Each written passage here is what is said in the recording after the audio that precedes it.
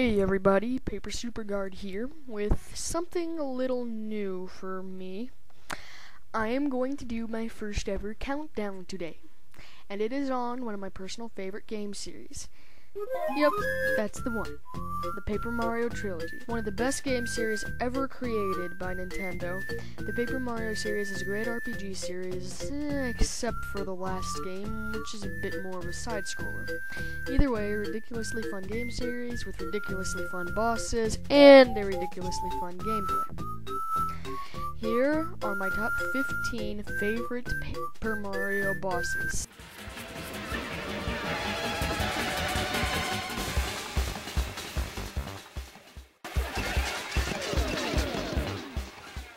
Macho Grubba, aka the powered-up Foreman, the boss of Glitzville, and one of the best bosses in the Paper Mario series.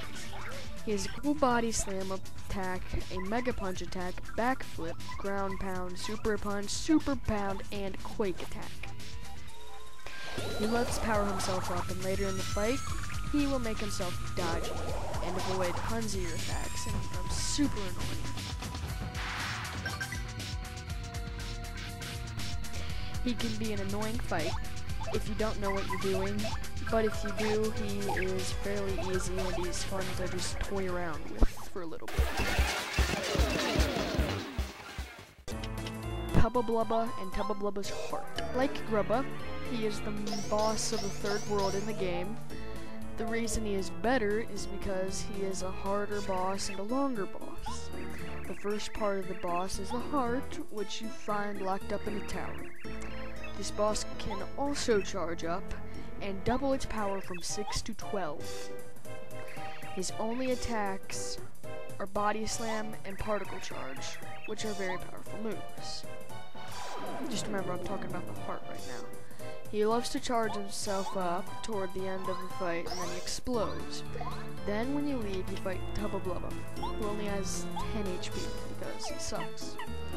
He has a Mega Punch and a Body Slam, but if he has time to use both of them twice, or you die, then you're like really bad again. Then you're really bad at the game. Period. Chuck Norris's Parrot is a sick boss. With a wide variety of moves and an epic theme, he deserves that belt of his. He has a basic kick attack, but that's the only basic attack he has. He has a somersault attack that hits you and your partner, a body slam, and he can grab on the rafters and drop items on you that can damage or heal you, and a combo kick that does massive damage.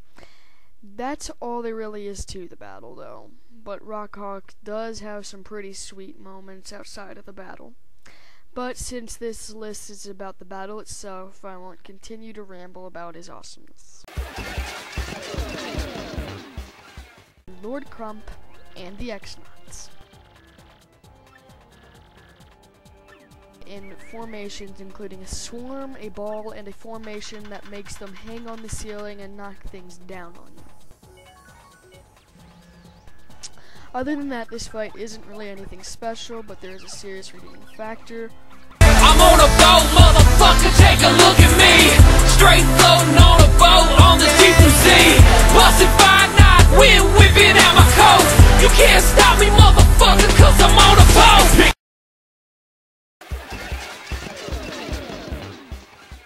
After killing his little sister, Gloomtail, with his bad breath recolor, is out for blood. Gloomtail is very similar to Hooktail, but he's much stronger. Or she, I never really figured that out. He still has the stomp and bite, but Gloomtail's breath is poisonous. He has Quake attack, and he has an attack known as Mega Breath. I don't know why I said unknown. I'm so stupid sometimes. Which hurts a lot. Don't get hit by it. Ever. Holy crap, Scary Puppet. Wrong! Super Dimentio is a mess with your head situation. Dimentio has possessed Luigi, merged with him, and use the Chaos Heart to become, well, whatever the hell that is. A little while into the battle, he states he is invincible.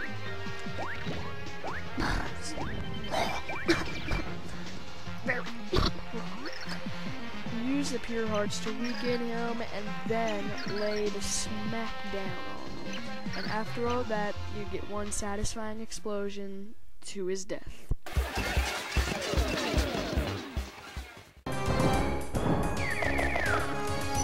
Nintendo may not be original with these guys' concept, but these guys still are pretty awesome. After killing their Bowser robot that has a whopping 10 health, the real boss comes out. Awesome-tastic. After avoiding the Teenage Mutant Ninja Turtles' trippy spin attack, you knock them over onto their backs and kill them one by one. Not much else to say about these guys, except for the fact that they are awesome. End of story.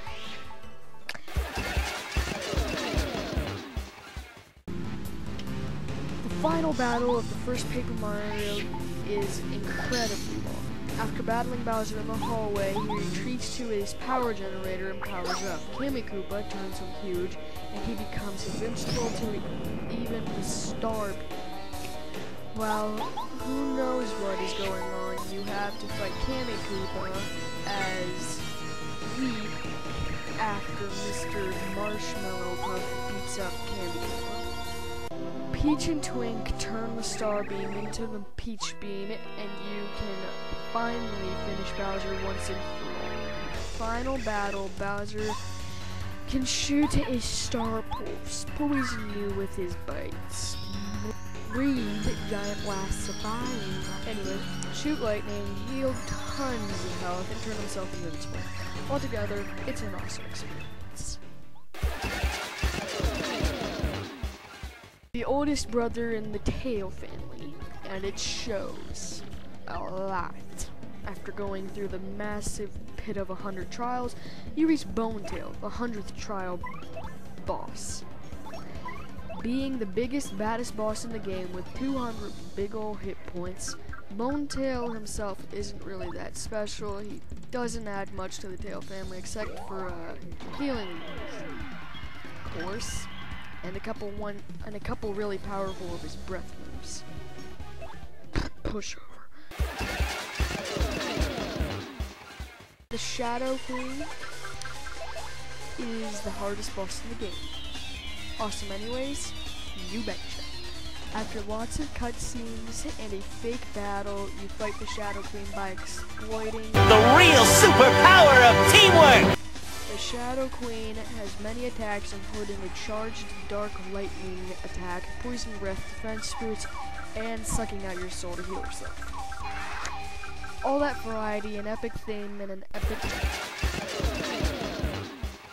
Maybe a creepy toilet paper spider with some serious neck problems, but her fights are really awesome. She climbs around on the ceiling and floors as you pound her to death, and that's really it.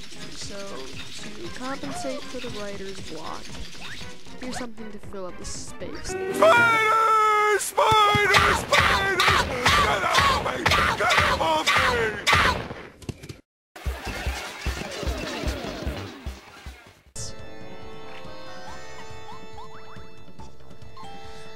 Oh, Lava Piranha, how awesome you are. Your Hydra-like appearance is awesome, your flame form is awesome, your attacks are awesome, the fact that you're a flower living off lava is awesome, your music is awesome, and Chugg's voice for you is awesome. Okay, enough of that. Lava Piranha is sweet. That's all there is to it. Next!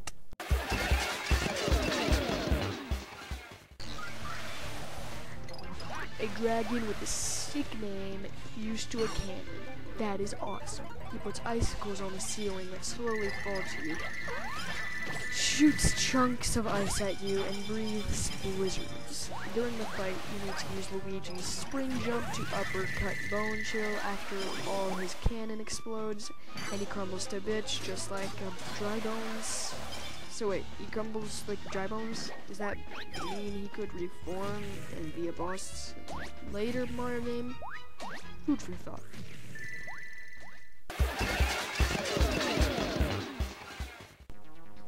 The Crystal King.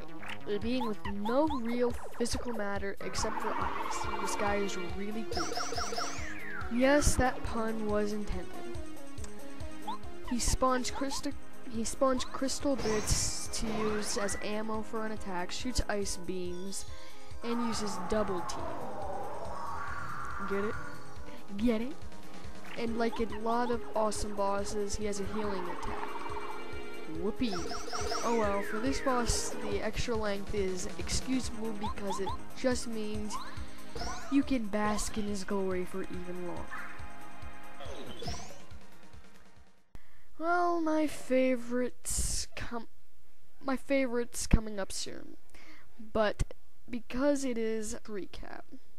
Number 15, Macho Grubba. Number 14, Fat Sissy. Number 13, Chuck Norris's Parrot. Number 12, Number 11, Gloomtail. Number 10, Super Dementio. Number 9, Teenage Mutant Ninja Turtles. Number 8, Bowser. Number 7, Bonetail. Number 6, Shadow Queen. Number 5, Sissy. Number 4, Lava Piranha. Number 3, Make It Happen Nintendo. And number 2, the Crystal King.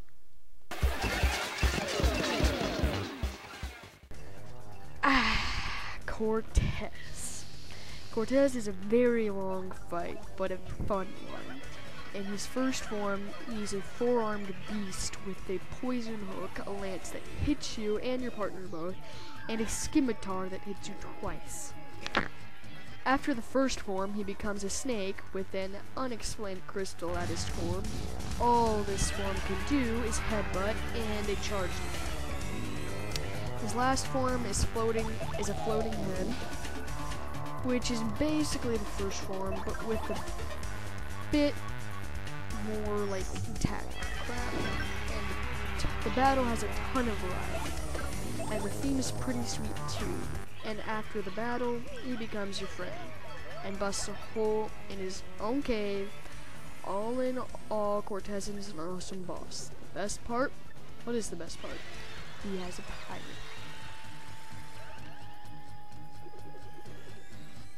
That is all. Thank you for watching my first countdown.